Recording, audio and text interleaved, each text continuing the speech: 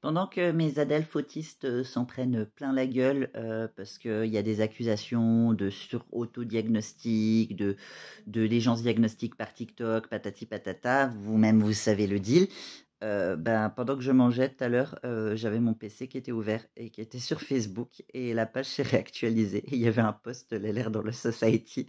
Alors je me rappelle pas exactement de tout et de tous les chiffres, mais je me rappelle que il disait que apparemment, et je crois qu'il y avait une étude systémique qui était sortie en 2025 que j'ai pas encore lue parce que mon état et qui en ont conclu que 39% des patients ayant un syndrome d'AR dans le son, un trouble du spectre de l'hypermobilité rentraient dans les critères de diagnostic de l'autisme. 39%. On va arrondir à 40%. Hein.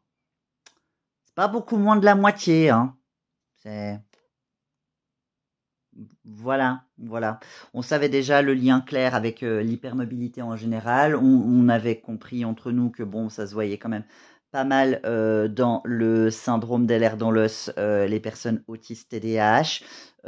Ça fait maintenant plusieurs années que, en tout cas avec les tics, avec le TDAH, c'est très très fortement établi. Pour l'autisme, soyons honnêtes, il y a certaines études qui disent non, il n'y a pas plus. Il y en a qui disent si, si, il y a beaucoup plus. Si on se dit que l'autisme et le TDAH ont plus de 50% de comorbidité, il me semble, entre les deux, me prenez pas au mot par rapport à ça, hein, parce que de base, j'ai pas d'intérêt spécifique sur l'autisme et le TDAH et j'ai pas fait énormément de recherches approfondies sur plusieurs années sur le lien entre ces deux troubles du neurodéveloppement. Mais bon, sachant qu'ils vont quand même très très souvent ensemble, il est possible qu'en réalité, il n'y a peut-être pas directement un lien entre l'autisme et LR dans l'os, mais que ce soit plutôt le TDAH, et que comme il y a un lien entre le TDAH et l'autisme, voilà. Mais quand même, c'est des gros chiffres. C'est des gros chiffres. Donc bon, voilà. On va après encore dire que les gens se diagnostiquent avec un syndrome d'AR dans l'os sur TikTok. Je pense que se diagnostiquer un syndrome d'AR dans l'os sur TikTok, c'est un peu compliqué. Déjà, voilà, les critères de diagnostic qui sont un peu poète pour être absolument sûr de rentrer dans les critères de diagnostic du syndrome d'AR dans l'os hypermobile depuis 2017. Voilà, c'était différent avant 2017. C'était quand même beaucoup plus facile de pouvoir se faire une idée précise.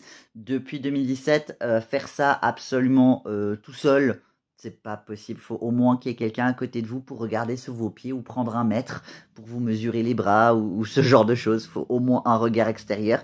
Donc c'est un petit peu galère. Par contre, je pense que l'autodiag du trouble du spectre de l'hypermobilité, il est un peu plus facile. Enfin voilà, évidemment, c'est un diagnostic d'exclusion de d'autres conditions. Mais au final, si c'est pas un trouble du spectre de l'hypermobilité après élaboration, tout ça, qu'est-ce que ce sera? Ce sera des pathologies qui ont des symptômes similaires, à savoir des douleurs, de l'hypermobilité, des blessures des tissus mous, des troubles proprioceptifs, des voilà, voilà. Donc vous inquiétez pas pour les risques des autodiags qui en réalité c'était pas ça. La majorité des gens faisant partie d'une communauté, si quelqu'un fait un coming out en disant en fait vous vous rappelez quand j'ai dit que j'étais je sais pas autiste, TDAH, CED ou je sais pas quoi, en réalité c'était pas ça, c'était ça. Et il y a personne qui va faire un énorme scandale, c'était en mode ah bah on est content que tu aies pu trouver une réponse patati patata. D'autant qu'en plus les faux diagnostics de la part des médecins, les erreurs de diagnostic, c'est quelque chose qui arrive vraiment enfin peut-être pas souvent, peut-être pas régulièrement, mais c'est pas rare non plus.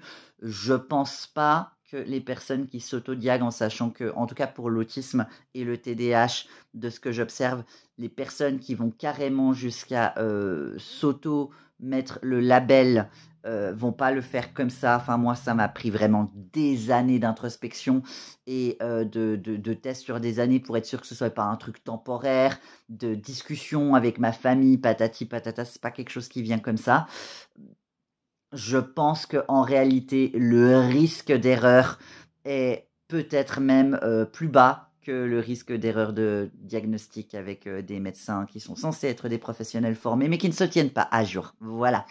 Moi, en attendant, je vais continuer à dire aux gens quand ils ont des traits neurodivergents flagrants que je vois, pour leur poser les questions de s'ils sont au courant, s'ils sont pas au courant, de les amener, de les pousser à se renseigner Et si du coup après ils pensent que c'est quelque chose qui leur correspond et qu'ils peuvent y avoir accès, un diagnostic bien sûr.